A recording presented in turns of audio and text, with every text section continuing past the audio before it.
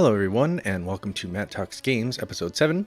For those of you who are just listening and not watching, you will not notice that I got a haircut, and I trimmed my beard.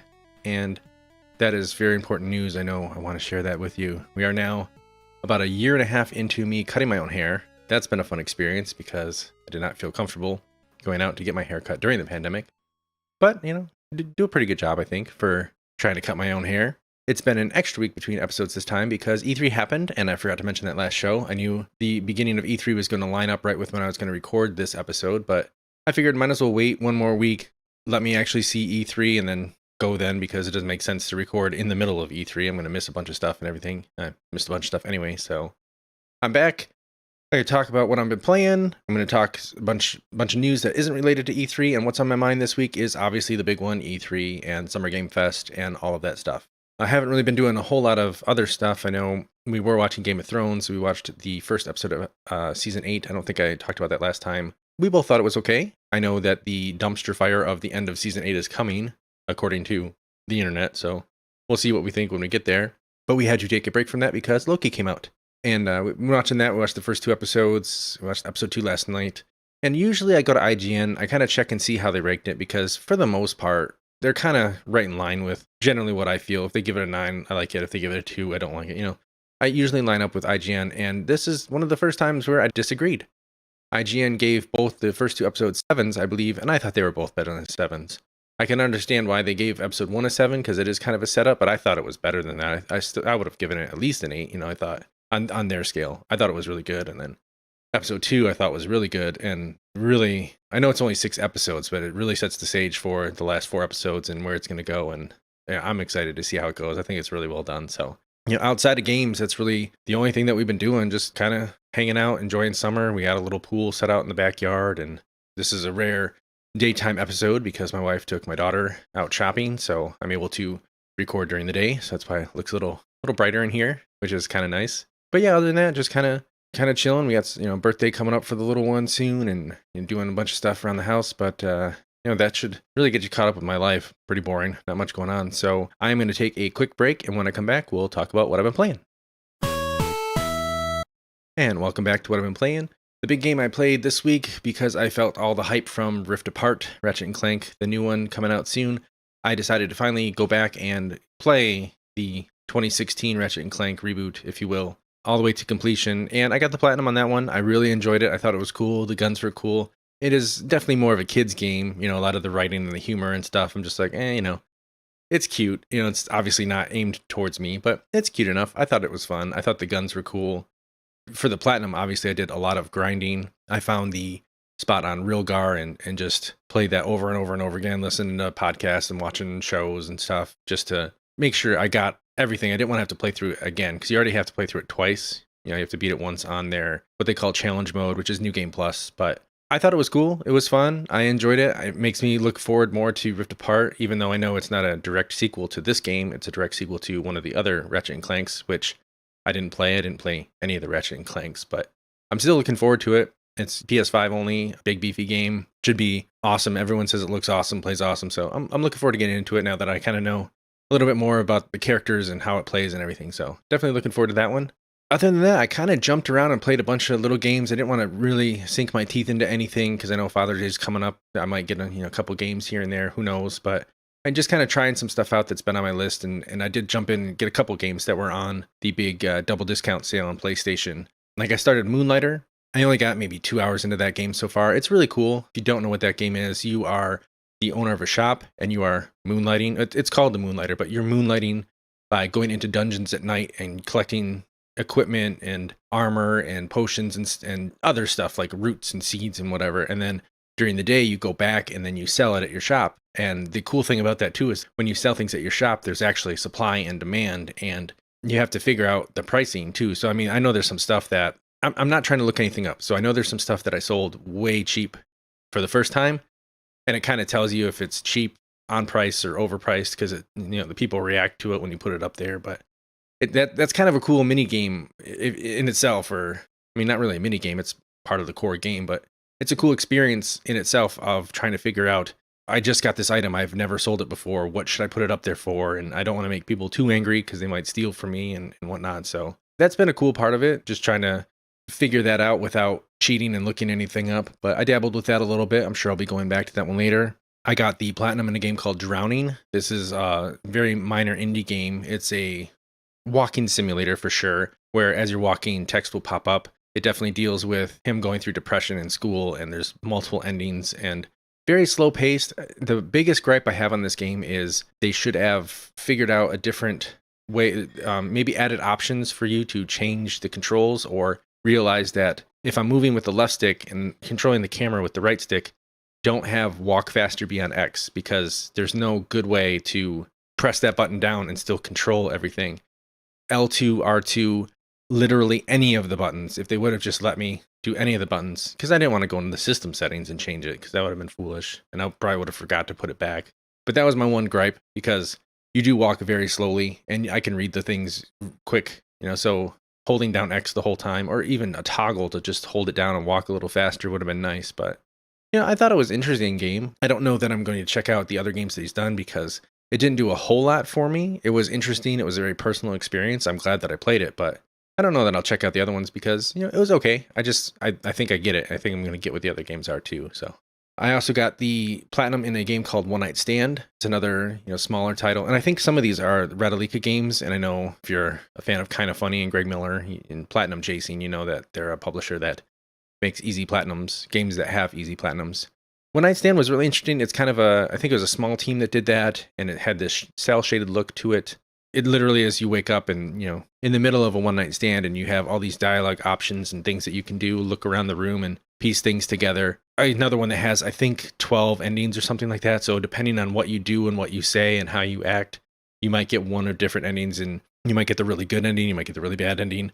For a lot of it, I just played through and did different choices and kind of saw what I did, and then used the guide to get the last couple trophies that I needed. But I thought it was a cool game. That was a neat experience, and one that obviously I can't relate to it, but knowing movies and knowing people and everything, you can see how that scenario would play out and everything. So I thought that was kind of a neat game for what it was.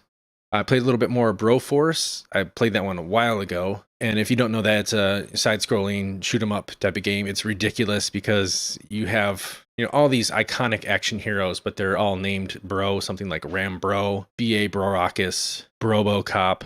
All these, it's just different, and they all have different skills and different abilities and a special shot and everything. It's fun. It's one that I think I can pop back into, because levels last, pretty short, maybe a minute or two, depending on the level. And you just kind of go in and shoot everything until it explodes. And some levels you can only have one life, but if you can save other characters, you get bonus lives or whatever. Interesting game. It's not something that I'm driven to play, but it's something that I'll keep on, and I'll pop in and play a couple levels for like 10 minutes at a time or something like that.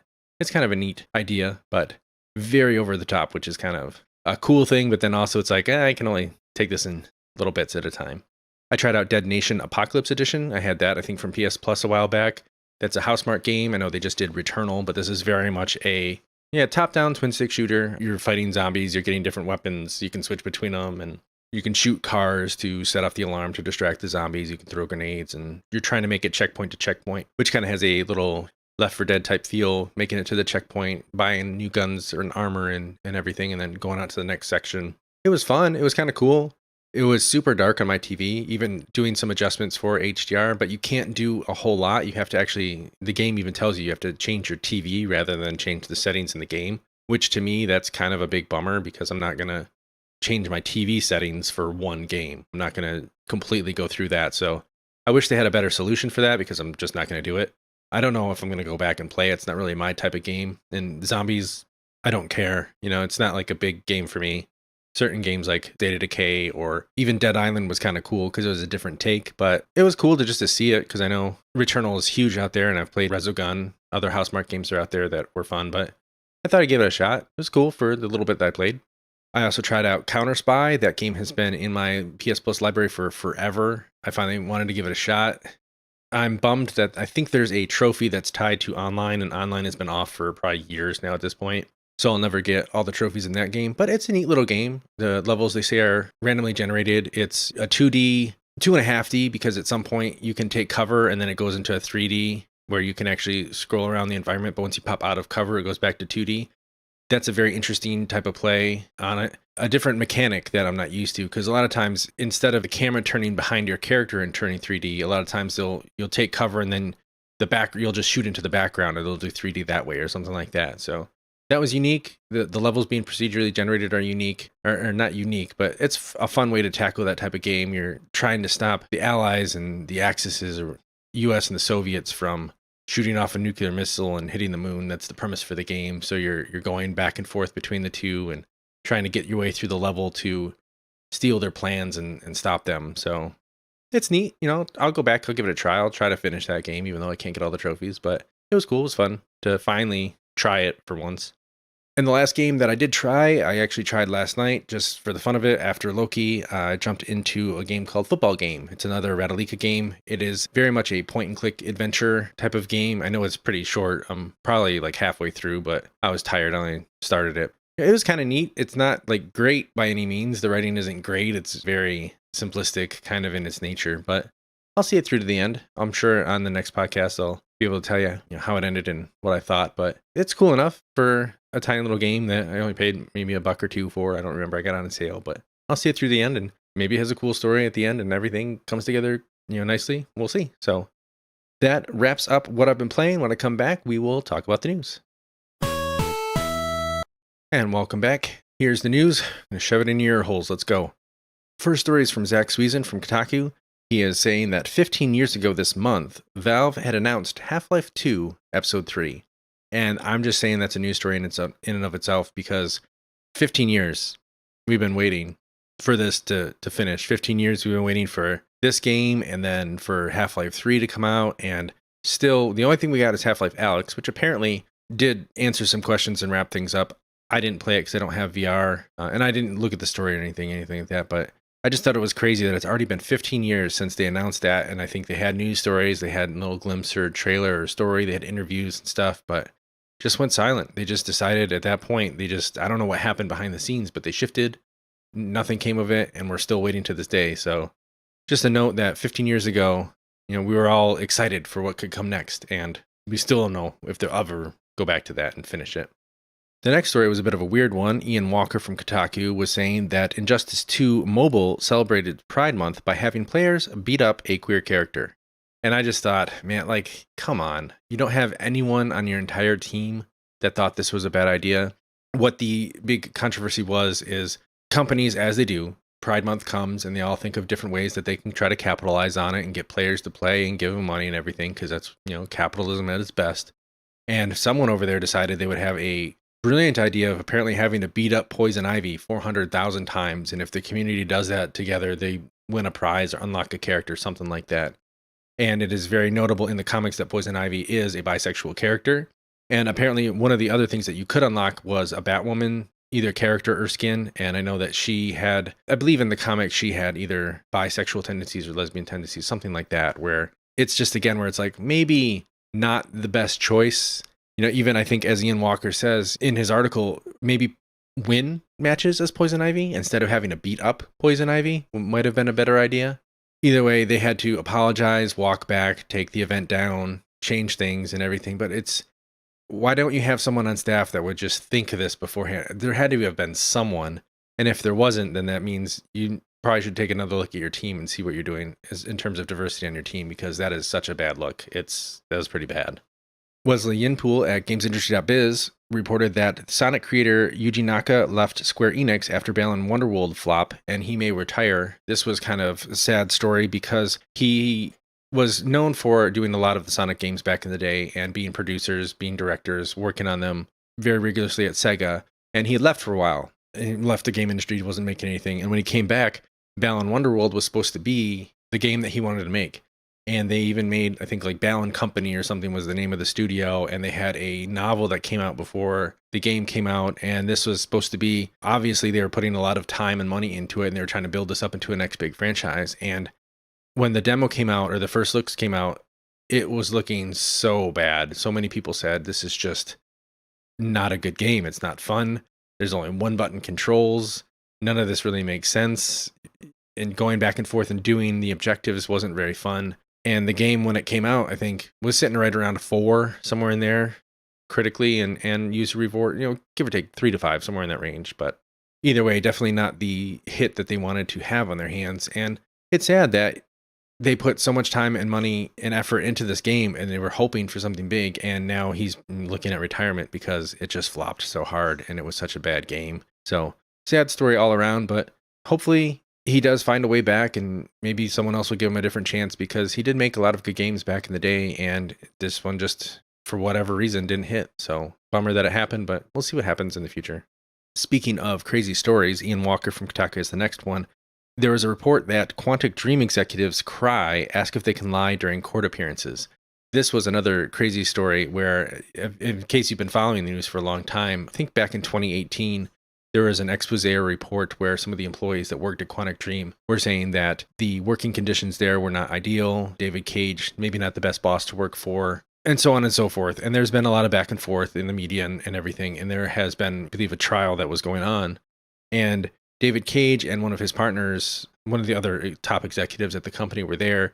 And apparently David Cage at some point started crying. He was stamping his feet. He was being, kind of belligerent, and then just stormed out, left the courtroom. And then one of the other top executive at some point said, well, I'm not under oath, so I can lie, right? And then he went on to say how damaging these reports were and how much money they were losing and everything, but completely unsubstantiated. Judge, I believe, didn't find any sort of proof that they had lost any money or hurt any of their reputation from this. Just more craziness of these people who get to the top who kind of think they can do whatever and say whatever, and it's their company and their vision, and if you don't like it, leave type of thing. And that attitude has always been bad. We've seen it time and time again, and more people are able to have a voice and speak up and actually shed light on the industry, on some of these, seedy parts of the industry, and are making change. I know it's slow. I know there's still a lot of rough parts out there, but hopefully, things are going to be better at some point. I know one of the reports that was out there was that Insomniac, not a lot, but a few of the devs came out and said that Rift Apart they actually did completely without crunch. So that's at least one example of a game that can be made. Obviously, I'm sure it wasn't crunch free. There was probably QA that was crunching. There was probably some departments that were crunching, but for even anyone to come out and say they didn't crunch is a huge step forward, because a lot of these games are just so bad and you don't hear about it until later. So hopefully things like these, more of these things come to light, more of these things maybe go to some sort of trial,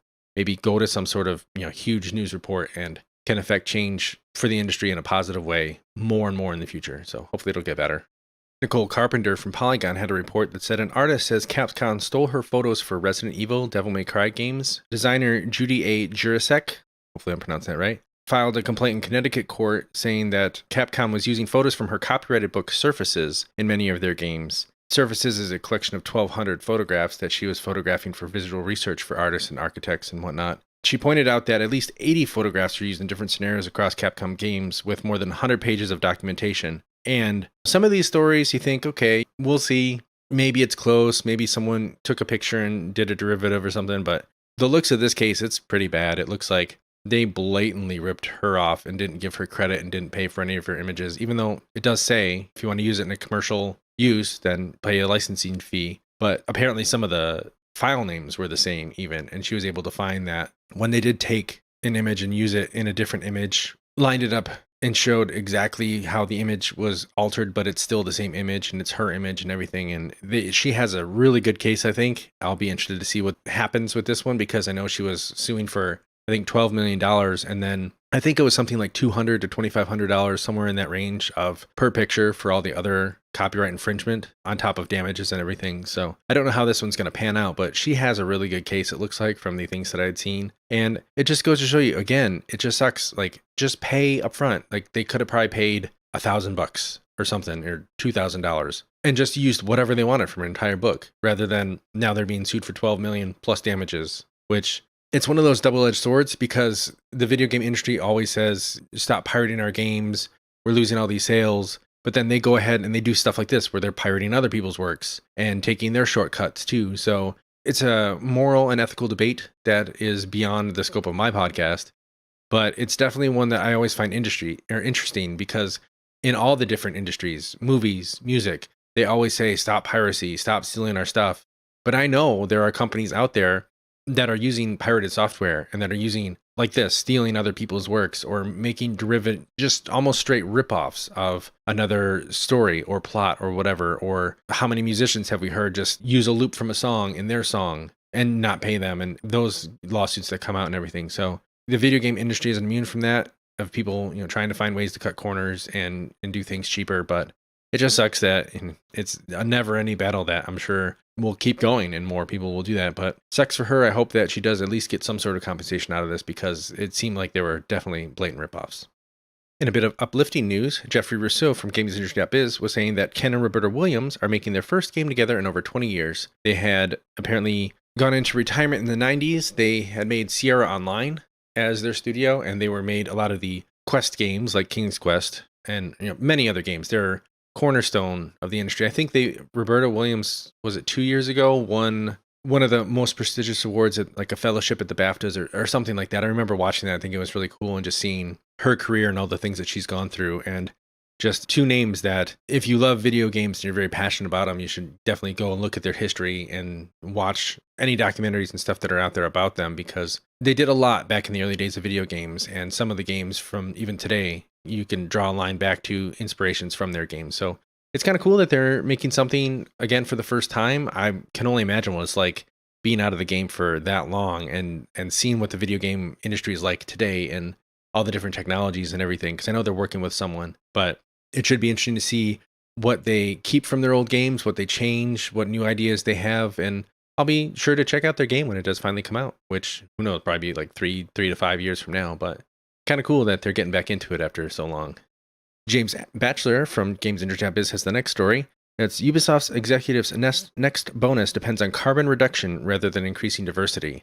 I thought this was a very interesting and catchy headline, especially with the rather than increasing diversity end of the statement. But what I found out from that, reading through the article and his reporting, is that they had a diversity target of having at least, I think, 24% of women make up their entire staff. And they kind of met that. They had a growth, I think, of the last 2 years of 35% of all new hires were women. They're at like 23.7% or something like that, almost 24%, really close to having women across the board, not only just hired, but in upper positions and everything like that too. So Ubisoft felt comfortable enough that they had actually met that goal, and they moved on to trying to become carbon neutral if they can, figuring out ways to reduce energy consumption, not throw computers away so fast, try to figure out ways to prolong their lives, because they know that that is something that is becoming more and more urgent and things that people are looking for now in companies and everything, to try to help the environment as much as they can. So that has been their new goal. So although the headline, I kind of thought, well, let's see what's going on here. It's not as nefarious as it seems, but it's another good goal. I hope that they continue to push for diversity. I hope those numbers stay the same or even get better, and that doesn't dip just because their focus has shifted. But I'm glad that they had made progress in one, and I hope that they make just as much progress just as quickly in the other department. A little bit of news right before E3 started. Wesley Yinpool at GamesIndustry.biz kind of rounded up some of the things that Phil Spencer and Microsoft had to announce before E3 kicked off. Some of the biggest things is that Xbox wants to get their apps on TVs, so that you just have an app on your TV like Netflix or whatever, and you can just play from there. You just pair up a controller to your TV and you can get Game Pass right on there and just play. I know they also looked into dongles, kind of like Google Chrome or something like that, but if they were able to get their Game Pass right on TVs so that all you had to do is connect your controller, like that would open the door, I think, for a lot more people where they don't want to spend for a console, but if they can buy a controller and pay $10 for Game Pass, cool. Why not? They also are looking at, like I said, building their own streaming devices, kind of like that Chromecast thing, where if you don't have a smart TV or you want to take it on the go with you, you just pair up the controller to a device, you can do that. And they're also kind of looking at Game Pass subscriptions, different maybe tiers or levels. I don't know what that means, because I think right now they just have the $10 a month for Game Pass and then the $15 for Game Pass Ultimate. And I know with the Game Pass Ultimate, you get streaming on Xbox and PC and the cloud service and just everything. So maybe they're looking at a cheaper $8 or $5 options where maybe you can only download a couple games a month or something like that. I don't know. But it's just always interesting to see that they are working constantly behind the scenes to see what they can do to make their part of it better and make their services more appealing and get more people in so that they can support their games in the future. We'll see how it all pans out, but I thought that was kind of some cool news that came out before E3. Another bit of news that about something that's coming out very soon. I think it's already out. Brian Shea from Game Informer was saying that the Atari VCS scheduled its release date. I believe it was on June 15th. I think it's about $300 for the VCS, and then it's like $60 for another controller. It's been such a weird story. I haven't been following it. I don't know who this is for. I don't know if people are actually going to buy this thing. I mean, I kind of would love to, except for I'm not going to, because I haven't heard or been given any reason to say that I need this or I would want this in my life. But it's just kind of interesting that they announced this years ago and it's finally out. You can finally buy it. It's been a joke for a long time, but it's a real thing now. And I will be interested to check back in a month and see what the sales numbers on this are, if they even release them, because I don't see it really making an impact or people really scrambling for it. It seemed like it got buried in the news. I didn't really hear many people talking about it. I mean, granted, worst possible time for it to finally come out, like right in the middle of E3, basically. So I'm sure that hurt it too, but we'll see if anyone picks it up and how good it is and if anyone supports it in the future, because I'm sure I think that was part of it, is they wanted to bring new games too. So who knows what'll happen. A very interesting piece of news that I kind of want to just pull out separately is Leanna Rupert from Game Informer was saying that Back 4 Blood DLC only needs one player to have it for the whole party to enjoy.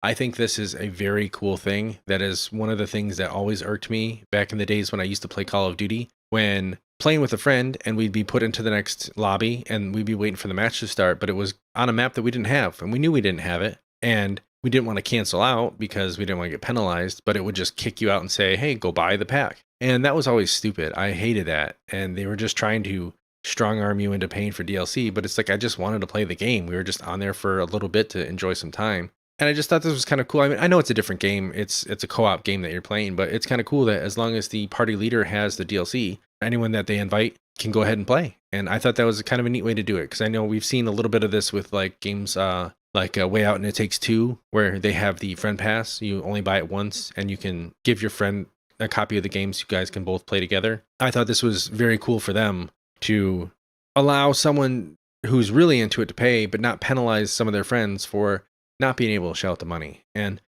yeah, I just thought that was neat. I thought, I don't know if this is going to catch on. I don't know. I mean, it's kind of a unique case because it's a co-op game. It's always online, but cool on them for figuring out some sort of solution to lessen the barrier for people to just keep playing and having fun with their game. Tom Ivan from Video Games Chronicle was saying that Concrete Genius Studio Pixel Opus is making a new PS5 game with Sony Pictures Animation. Normally, I wouldn't really pull a story like this for the news because it's so far out. They're just starting it and everything, but it's again one of those weird things for me with Sony, where one of the smaller devs is making a game with Sony Pictures Animation. And it's, whenever you say Sony Pictures Animation, yes, it's still a game, but is there a movie going to come out of it? Are they trying to make a TV show out of it? Are they trying to push the media side of it? Because I know that seems to be their thing right now. It just screams to me of there's something weird there, where yes, it's going to be a video game, but is it also going to be something else? Are they also going to try to push for some sort of franchise that they can make a TV show or movie out of and have this cross media promotion? Because that seems to be kind of where they're going these days. I don't necessarily like it. I know I've been pretty on the record saying that I just want games, give me more games, but they seem to be wanting to push into other avenues, which cool, but not necessarily for me. So we'll see how that all pans out. I'm sure it's still going to be at least 3 to 5 years, because Concrete Genie is only like a year old, maybe. I know I played it, it was fun, but it should be a few years before we see anything from them. So we'll keep an eye on that. Last story I had comes from VentureBeat, Jeff Grubb over there reporting on May's MPDs. He's obviously compiling all the information from Matt Piscatell at the MPD group. May apparently had a 3% growth year over year, reaching $4.5 billion. Video game sales up 3%. Video game content, which is all the games, DLC, everything is 3%. Hardware is up 5%, but video game accessories were down 8%. Still a ton of money. Number one game of the month is a new one, and it is Resident Evil Village. I think that surprises nobody. That was such a huge seller. People were so hyped up on Lady Dimitrescu, however you pronounce it. I mean, I know the buzz got to me so much that I tried Resident Evil 7 because it was part of the PlayStation Plus collection. A lot of the rest of the MPDs look pretty normal. You know, some things shifting around here and there. The other new one that hit was Biomutant. Digital sales were not included, but it debuted at number 15. I mean, not really great. I mean, 15 I thought was good considering it didn't really have that great a buzz. It's one that I wanted to check out, but I know a lot of people are kind of hesitant on it. With digital sales not being included, maybe it gains a spot or two, but there's a couple other games on here that I'm sure could also benefit from digital sales. So maybe it stays right where it is. But I mean, at least to crack the top 20. I mean, it's a bummer that it didn't do better. It's a bummer that it didn't have a stronger debut, but that's what, it is what it is. The big jumper, which was interesting, was Days Gone. Days Gone was at 247 last month, 247, and it just cracked the top 20. This is obviously because it came to PC, and that had a huge jump for it. I didn't expect for it to jump that much. I didn't expect for the PC sales to bring it back into the top 20, but that's obviously signaling to Sony that there are people out there who have an Xbox and or a PC, and they're still interested in their games. They just don't want the console yet. So good on a game like that for hopping up so much, because it was fun. I didn't finish it, but it was fun, and it's cool that it's getting a new audience and making some waves again. So who knows what the future will be. Top 10 games of the year so far, Call of Duty Black Ops Cold War is still number 1, but already number 2, Resident Evil Village, popped up and jumped everything else. I thought that was very interesting. Again, you have to take that with a bit of a grain of salt, because I know like Super Mario World or Super Mario 3D World was dropped from 2 to 4, but again, they don't do digital sales. Same thing with Mario Kart 8, still sit at number 8, but they don't include digital sales. So I have to imagine that one or both of those should be higher on the charts than they are, but they don't report digitals. Yeah, and just, again, with the May MPDs for both PlayStation and Xbox, number 1 on both of those is Resident Evil. Number 8 on both of those is Biomutant as a new game. I don't see Biomutant staying in the top 10. I can see Resident Evil maybe hanging around for another month, but, interesting that they made it and where they landed in sales. So we'll see how that all comes together in the future and see if either of them stay for next month. That's going to finish it for the news. So let's head over to the bonus round. First story I have here is the PS5 Cross Balenciaga t-shirts. I don't know if I'm pronouncing that right or not. This was just a crazy story because these t-shirts that are PS5 branded that look pretty boring, if you ask me. They are like the t-shirt I think is selling for like $5.99, and they have a hoodie that sells for like $8.99 or something like that. And that's $600 and like $900, which is ridiculous because it's more than a PS5. I don't know who in the right mind is paying $600 or $900 for a shirt or a hoodie that just says PS5 on it and is a very plain logo. But it's just one of those head-scratching decisions again from Sony and PlayStation of like, who does this serve? Who's going to spend $600 on a t-shirt? On a t-shirt? Why do you think this is a good idea? Like, I don't know. I just don't think it's a good idea. I don't see the appeal to this. I don't see why they're doing it. And I know this is bonus round and I'm not supposed to talk that much about this stuff. Man, that just drives me crazy. If you haven't seen it yet, go check out Johnny Goodwill's Dead Space cosplay. It is so cool. It's got the whole outfit is great, but it even has the back where, like your health gauge is when you're playing the game. That even lights up and is accurate. It's so cool. Johnny Goodwill is his name. Check out his cosplay for Dead Space. I thought that was really cool. Also check out the GoldenEye remade in Far Cry 5. Someone took the Far Cry 5 level editor in the arcade and made GoldenEye, like the whole level, the dam level going into the bunker. And it is just absolutely amazing. It was so cool to see. Like, it just really made me want to play the game again. Relevant to me, of course, Annapurna is going to have its own showcase July 29th at 12 Pacific. I am tuning in for that. Annapurna is absolutely amazing. I love pretty much everything that they come out with. I at least enjoy everything they come out with. That's like the baseline. I enjoy it too. I love it. Everything they come out with is great. I don't think there's anything that they've really done that I haven't liked. So I will be checking that out. So if you like any of their type of stuff, check it out too. And the last thing from the bonus round is apparently Cyberpunk is coming back to the PlayStation Store next week. I believe June 21st. It will be back on the store. They are still saying if you have a base PS4, don't play it. PS4 Pro or PS5 only, because there are still issues, but it's been like 120, 130 days or something like that where it hasn't been in the store, and it's finally coming back. So who knows what the future will be. I'm sure they're going to get a sales boost and get more money and yada yada, but they need to fix the game, and hopefully this will be incentive for them to fix the game and get it to where people were hoping that it would be in the first place. So that ends it out for the bonus round. When we come back, we will talk about what's been on my mind, and what's been on my mind is E3. A whole lot of E3. So strap in now, go get a drink, go get a snack. See you after the break. All right, and welcome back to segment 3. What's on my mind? What's on my mind, like I said, is E3. There is going to be a whole ton of stuff here. If you regularly listen to podcasts on 1.5 speed or 2 times speed, probably want to slow it down a little bit. I'm probably going to talk pretty quickly through all these. I want to try to make this as short as possible because I know I've been recording for a while already. I tried to do this sort of in day order, but I know some of this stuff is, I pulled from GamesIndustry.biz, did a recap. I kind of pulled from there and they did theirs in their own custom order. They kind of prioritized some stuff and moved some stuff around. So it's kind of in order, but it's also kind of not. Just bear with me as I kind of try to make my way through all of this stuff. So Summer Games Fest kickoff, that is one of the ones that I made sure I tuned in for, had my Duvel ready and watched. The big news from that one is obviously Elden Ring. I say it's big news because the internet was ablaze and all of the podcast people that I listen to are just so ecstatic about this game. I could not care less because I am not a Dark Souls person. I'm not a Bloodborne person. I honestly don't care that George R.R. Martin was involved. It doesn't matter to me at all. It looks really cool. I wish it were a game that I would be into. I'm likely not going to play it. I'm very excited for the people who have been waiting for forever. I'm glad they got to see their look. I'm glad that it got dated. I don't think that this stands a chance of hitting their January 2022. I think it was January 23rd. I don't think it's going to hit that at all. It's going to get pushed, but we can hope. Hopefully you guys get your game on that day. I hope you all enjoy it and have a lot of fun. I'm sure I'll be trying to watch some videos and plays of it, but I don't care personally. So cool on you guys, but not for me.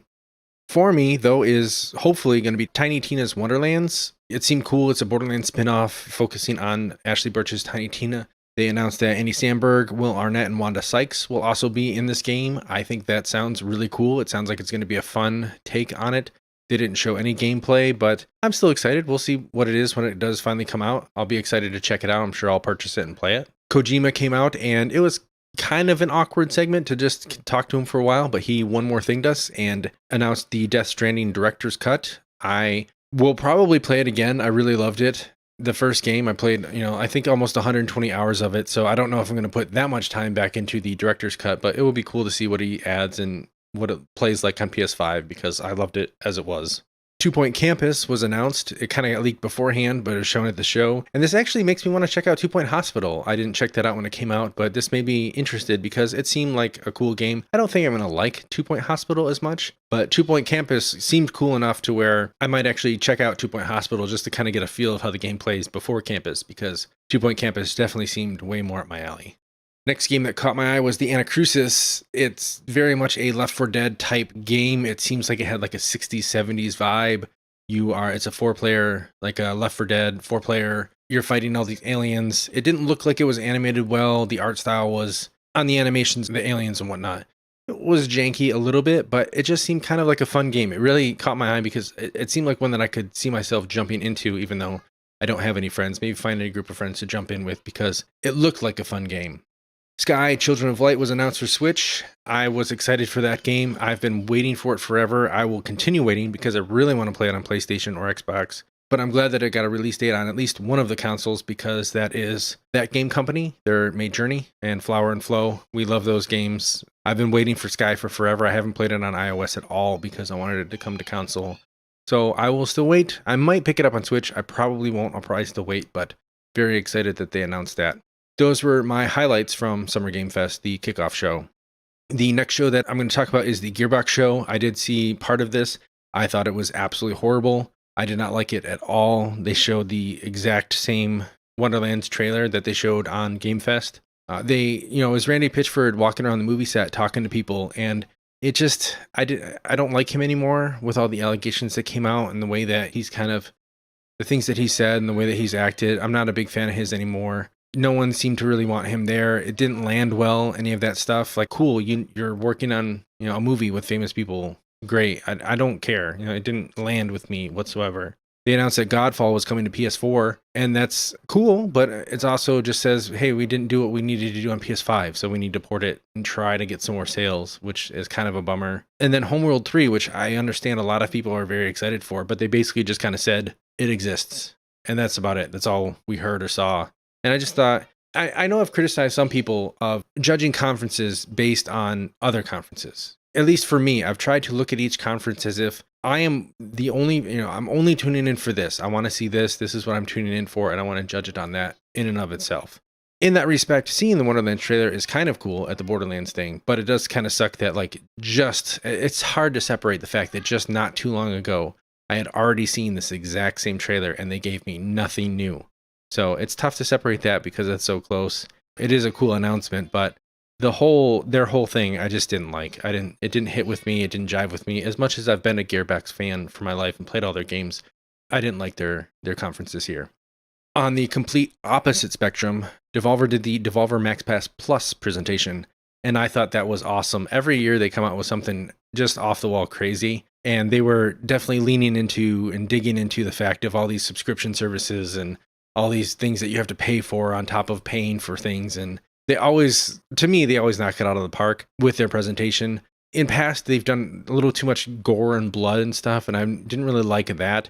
They toned that down for this one, which is why I like this one so much more. I'm just glad that they're out there doing their thing. I love it. I tune in every year because you never know what you're going to see, and it's always entertaining. But on top of their show, they did have really cool ones. They had Inscription, which is a card game, think Hand of Fate, something like that, except for it's very weird. There's things going on where, like, one of the cards I think said play along for now, where that's kind of weird. And then at some point you get up from the table and you see things shifting around. So I want to know more about that game. It definitely caught my eye.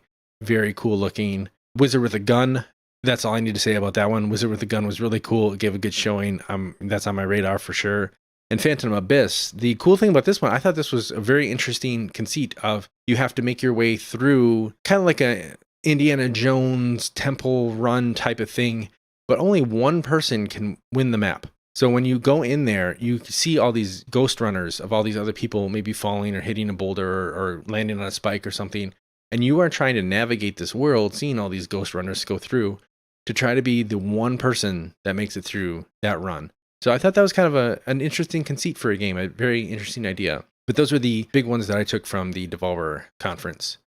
Ubisoft, I thought it was kind of bland. I'm a huge Ubisoft guy. I play all their games. I love them. The Far Cry's, the Ghost Recon Wildlands. I loved Assassin's Creed. I've loved all those games, but their whole thing, it didn't really speak to me. I know Far Cry 5, they did a big presentation on it, but I don't want to see any more of it. I just want to play the game. It was supposed to be out already. It's supposed to be out, I think, in February, and it's pushed to, I think, October. I just want to play it. I don't want to see any more. The things that they showed look cool. It looked like another Far Cry game, but that's what I want, so I'm all in. But a lot of the rest of the show just didn't speak to me too much. It was cool seeing that Mario and Rabbids got a sequel, Spark of Hope. We didn't see a whole lot. We saw a good amount. I didn't play the first one, but it looks cool. It looks like an improvement from the last game, and I'm sure fans of that first game are really going to love the second one. And it ended with Avatar: Frontiers of Pandora, and that was a surprise to me because I'm just surprised that Avatar is still a thing.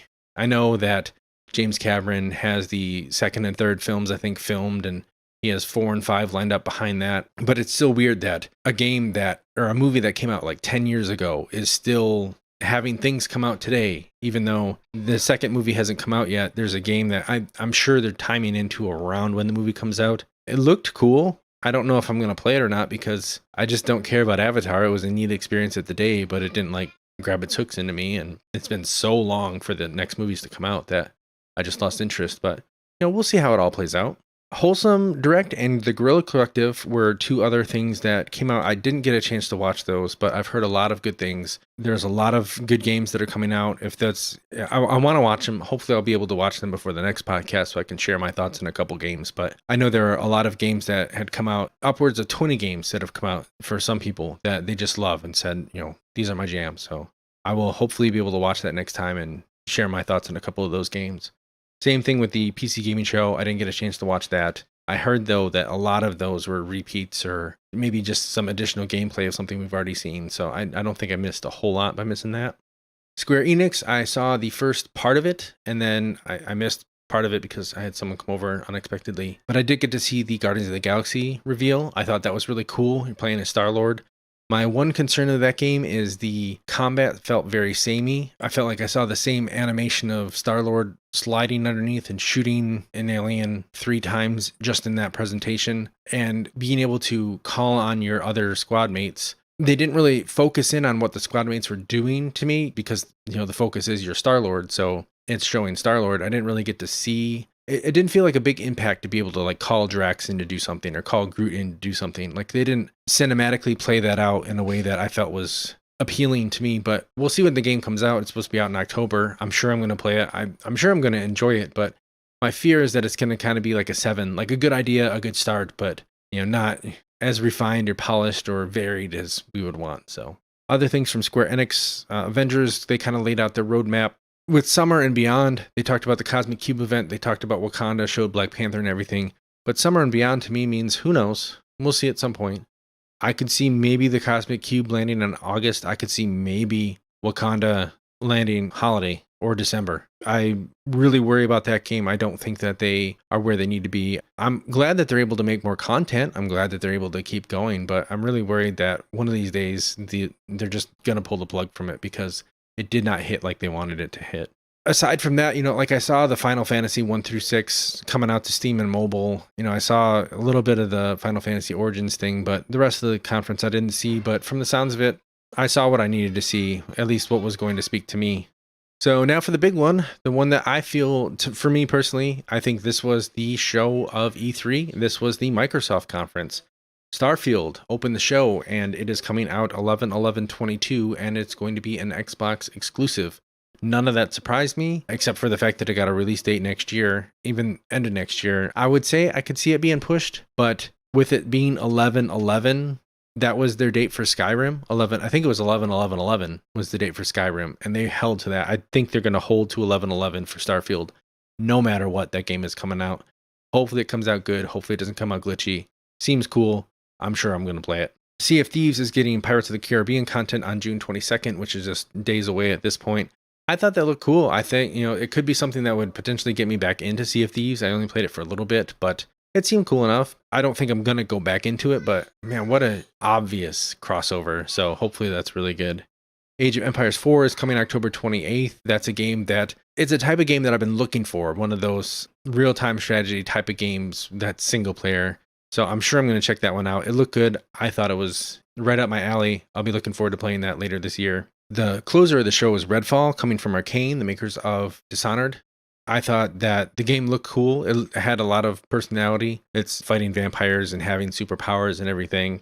Again, it's all cinematics. It's not any gameplay. It's just kind of more of a tone piece that we get to see, setting up the world, setting up what we're going to do. I could see that coming out in like 2024.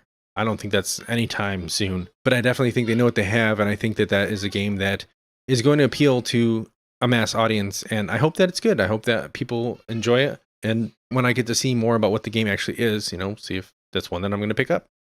Flight Simulator is coming to the Series X and S on July 27th. That is one that I'm sure I'm going to pick up. It's been on my radar, and I've wanted to buy it for the PC for a while. I just haven't for whatever reason, mostly because of time of actually wanting to sit down and play it. But if it's finally coming out to the Xbox, I'm sure that I'm going to pick it up because it looks awesome. And I think they have crossplay. I'll have to read into that more because maybe I'll just buy it on my PC and be able to play it on there when it comes out. Or vice versa, maybe I can buy it on the X and then play it on my PC. So we'll see. But I've wanted to play it. It seems really cool just to get out there and fly around the world. It'd be cool to see some places because still kind of been stuck at home for a while with the pandemic. The trailer of the show for me was Outer Worlds 2, their announced trailer. I thought that was just absolutely fantastic.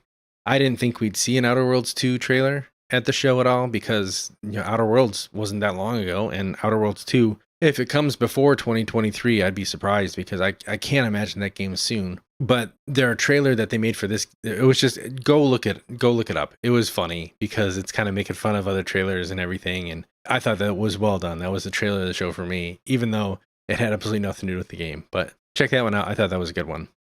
A game that I will be playing September 23rd, it comes out. I'm not going to be playing it then because we'll have a baby. But Diablo 2 Resurrected.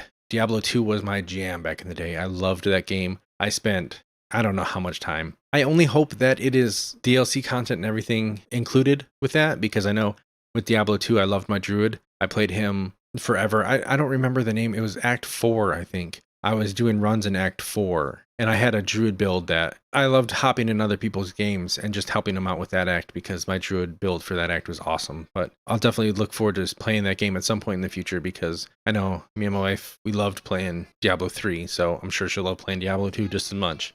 Halo multiplayer kind of got shown off as the focus of the show. I mean, we did see a little bit of single player content or hints at the story there. The big news was that the Halo multiplayer is going to be free to play, but holiday is their release date. And I just think that that's crazy. They gave it a firm date to Starfield and still cannot commit to Halo, which should have released last year. I'm worried that it's going to get pushed past holiday. I'm really worried that we're not going to see it till like February, but we'll see how it goes. Gamers are going to revolt if it doesn't make it this year, but we'll see. Plague Tale got a sequel called Plague Tale Requiem. That seemed like a really cool announcement. I didn't play the first game, but it definitely seems interesting. It seems like one I want to check out. Similarly, Stalker 2 Heart of Chernobyl had a really cool trailer. I didn't play the original Stalker more than maybe an hour on the PC back in the day, but it was a cool trailer. It seemed interesting. So one that I'll be interested to check out when it comes out. 12 Minutes got dated for August 19th. That's the one where you're kind of in an apartment. It's been out there since like 2015. And then it got James McAvoy, Lily James, and Willem Dafoe, I believe, were some actors that were signed on to do the voicing. And I thought that was really cool. I've been looking forward to that one for a long time. If you don't know anything about it, check it out because it just seems like a really cool game. And I can't wait to play it August 19th. Somerville was announced. That was a 2D, 3D type game. They said it was from a creator of Playdead, or one of the people who worked for Playdead who did Limbo and Inside. And it definitely feels very Limbo Inside-esque, that 2D going through the environment solving puzzles. But it also had some 3D. It looked like it had aliens and alien tech and stuff. It seemed like a really interesting game right up my alley. I'll be interested to check that one out. Shredders was a game that was announced at this show. I don't want to be mean, but it seemed like steep but fun, because it seemed more arcadey, more fun, more get out there and play around. Steep was cool, but it was too almost real life simulation-ish, where Shredders seemed more fun. The whole like shred, gnar, whatever, I don't really care for all that language, but the gameplay looked like it could be fun, so I'm kind of interested in that. I thought it had the cool line of, at the very end it said, "We have a very good feeling about December 2021, which I thought was cool. At least they're saying, hey, we're going to try. We might not hit it, but I give them credit for at least saying it that way rather than putting a date on it and releasing it. That was cool that they're at least having some playful language with that.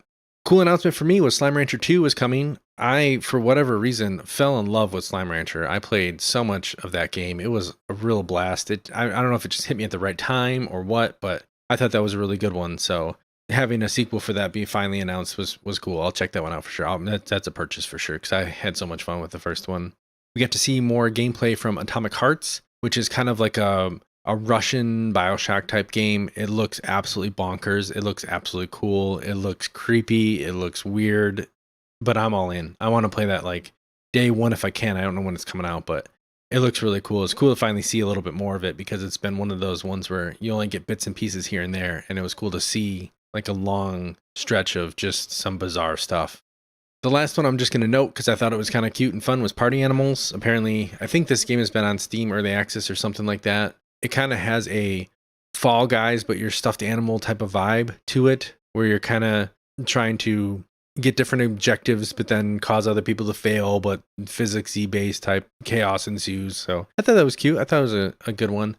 I really feel like Microsoft, all in all, had the best show, because it was just hit after hit, announcement after announcement. The only thing I don't like about Xbox is their whole self-congratulatory language and, Game Pass day one exclusive, and, we have the best place to play, and we have these subscriptions, and we have all these things coming, and, we're so great, and we have all these great consoles and stuff. Like, I don't like all that language. I get why they do it. I understand it. I don't feel like it needs to be there. All this, best place to play, and we have all this game power, and even the devs that they get saying, harnessing the power of the X, we were able to achieve our wildest dreams. Like, okay, we get it. I don't like that language, but I understand why they have to do it. But I wish they did it a little bit less. But I felt like to me at least anyway, they had the best showing. I know a lot of people are saying that Nintendo had the best showing. I'm not a Nintendo guy, so I know I'm biased. They had Breath of the Wild 2. They showed a bit of that, which a lot of people are going insane for. They love it, and all these fan theories are out there.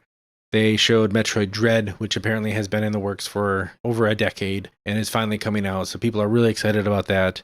WarioWare and Mario Party Superstars are coming out, which apparently people are stoked for. We're getting a new Cruisin' Blast and a Fatal Frame, which apparently is being released there. Again, more games that I'm glad that people are really excited for. I don't know if I'm ever going to check them out. I'm not really a huge Nintendo guy, but Really cool that they're getting them. But if you are a Nintendo guy, Danganronpa is having some sort of collection coming to the Switch. I really liked the first game. I didn't quite beat it. I don't know why I didn't. I need to go back and finish that game, but it was really cool. It's just weird. It's a part mystery, part Phoenix Wright. I know people say that a lot, but I really enjoyed the game. I need to go back and play it more and finish it because I thought it was a lot of fun, but it's finally coming to Switch. I think it's a collection too. I think it's not just the first game. It might be the first 2 or first 3 games, something like that.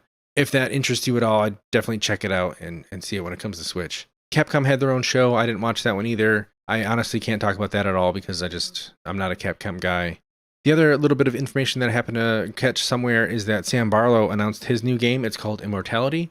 Sam Barlow is the maker of Her Story and Telling Lies, and I loved both of those games.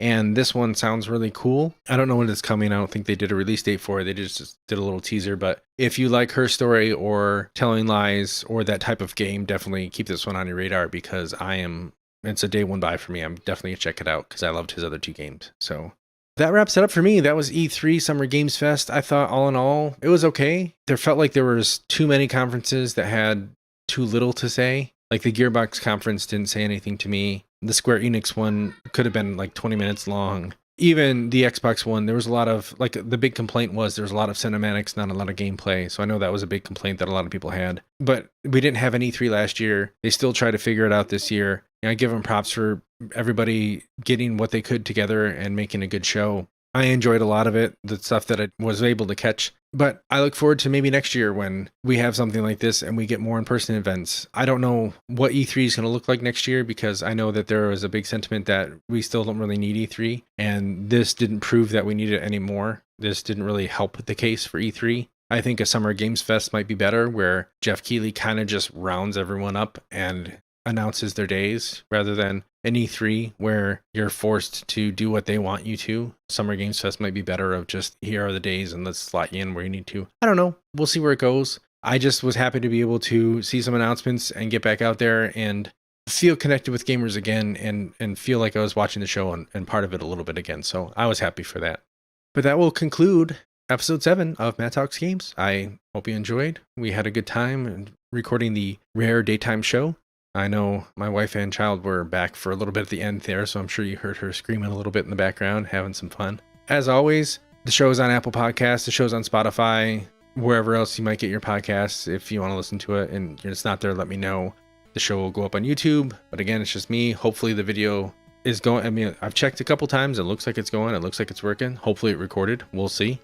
Hopefully I don't have to do a silly dance for this one again. You can, of course, go to rpgme.net/mtg. That's where the episode will be. You can download it there or just stream it there. You can go to YouTube and search for Matt Talks Games if you want to see me talking in the daylight for once. Instagram, I'm still doing RPGme Show. I got a couple of platinums. You can see the excellent screenshots that I got there. That's a bit of sarcasm because the couple of them are just a black screen. I don't know why they can't figure that out. Don't just have a black screen. Drives me crazy. If you want to interact with me on Twitter, it's at MTGRPGme. Other than that, that's it. That'll do it for this show. I hope you enjoyed.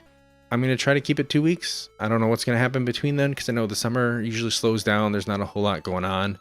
We had just had E3. There's a whole lot of announcements. I think this is the time where everyone's just going to kind of relax and not much will be announced. But with Summer Games Fest still going on, who knows? And hopefully I'll be able to watch some of the shows that I missed and catch up on some of that.